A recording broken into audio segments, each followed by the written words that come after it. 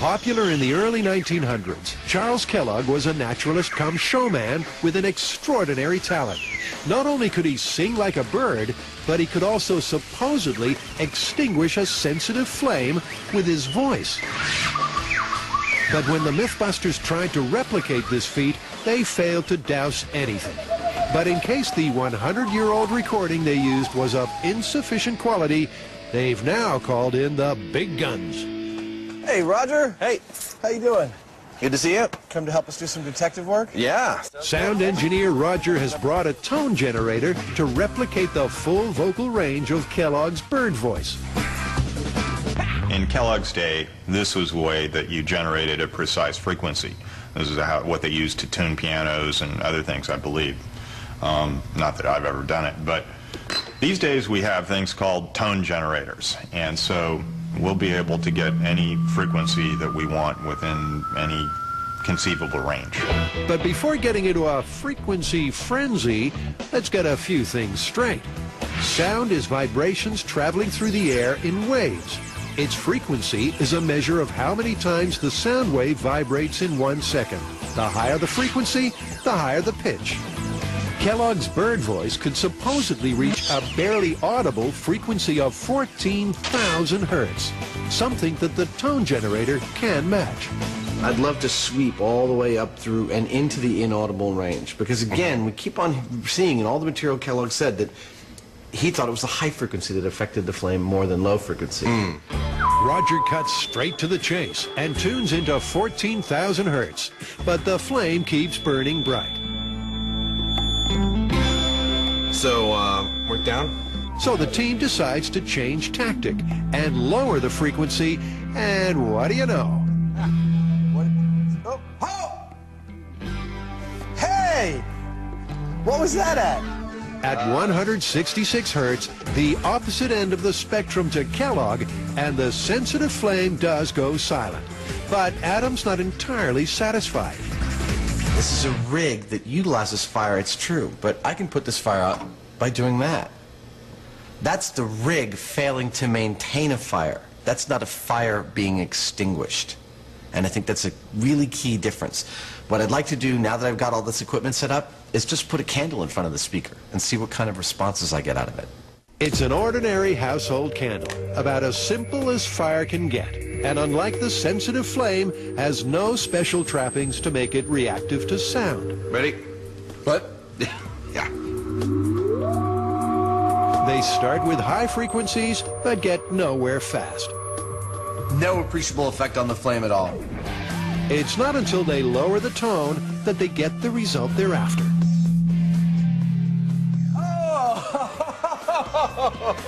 So at low frequencies from a tone generator, a flame can be extinguished with sound. The low-pitched sound sends out a pressure wave which vibrates the air so much that the flame gets snuffed out. My question now would be, could you and I replicate that with our voices? Can we pipe our voices through this thing? Yeah. So, can the human voice replicate this feat? Time to tackle this myth, karaoke style. Just like in real life, Adam is loud, but he's not very deep. Ba, ba, ba. And the candle keeps candling on. That's as low as I can go. Will Jamie be able to do any better? Ladies and gentlemen, right now I'd like to bring up to the mic a very good old friend of mine, Mr. James Heineman. James Heineman, let's bring him on up. Come on. Am I on? Oh, yeah. Jamie's dulcet tones ring out, but the candle keeps on keeping on. Is that all the volume we've got? Yeah. In desperation, Jamie adopts the birthday cake approach. That seems to be working. But it doesn't look like he'll be getting his wish anytime soon.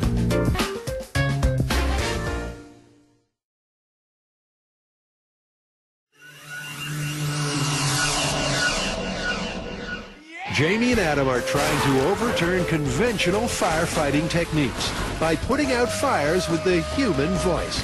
But the results so far aren't about to set the world ablaze. So where are we at with this myth? Well, we have successfully demonstrated that we can put out a fire using a sound, but we have not demonstrated that a human voice can do it. Doesn't that mean it's busted? Not exactly. I mean, just because we can't do it doesn't mean it can't be done. Remember shattering a wine glass?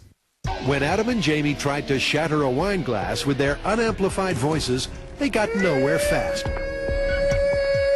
Not surprisingly, I don't think I can do it. It wasn't until they unleashed the power of rocker pro Jamie Vandera that they got their lucky break. I think it's time to bring in some professionals. Like some singers. Exactly. Cue local a cappella group Hookslide with their most bizarre gig to date. Whenever you're ready, take it away and try and put out that candle. Sure, they can hold a harmony, but are they firefighting material? One of you hit a really specific note. Once again, it's the low frequencies that have the most effect, so bassist Jonathan gets his chance for a solo. At first, even his lowest low doesn't work. Do the buzz, see if you get the... But as the saying goes, if at first you don't succeed, well... It turns out that it is possible to put out a flame with an amplified human voice. Of course, we can't leave it there. On the tails of that success, I think we should set up a bigger flame and some bigger speakers and put John to the test. With mission accomplished on the candle, it's time to turn up the heat to record-breaking proportions. This is our next test bed to try and put a fire out with sound or a voice. This is simply propane that you'd hook up to your barbecue. It's really simple. We're going to kind of supersize it here. We've got a much bigger flame, much bigger speakers. We'll see whether we can get the same effect. It's back to the booth for our beatbox bassist. Blowing raspberries in the name of science. Try as he might, even at a whopping 146 decibels, Jonathan's raspberries are no match for the bigger burn. I think it's time to move on to tones. Thank you so much. Appreciate it. Roger, it's all up to you now. You ready? Ready? Armed with $80,000 worth of audio equipment, is there anything Roger can do to put out this fire? He works his way through the frequencies and cranks it up to a bone-jarring, painfully loud 155 decibels. But even that can't put out the fire. There's stuff falling off of the ceiling. But Jamie's got one last idea. We're going to give it one last shot. We've reconfigured the speakers so they're more or less coming at the flame in one wall. Frankly, we're a little baffled. We don't know what else to do. Will the V formation be V for victory? Roger cranks up the bass and Adam's on his hands and knees praying for a sweet spot. It's less about intricate planning and more about trial and error. But suddenly...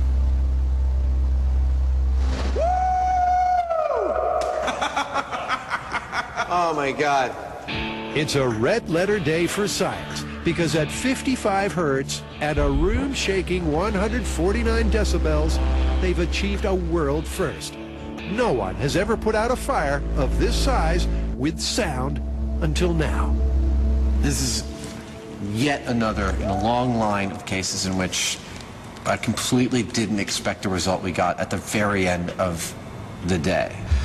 Everything we'd done up until we got that flame to go out was telling me not going to happen. The difference between a candle and a real fire is significant, and we were not going to get any positive results. And we did. That's stunning. I love being wrong.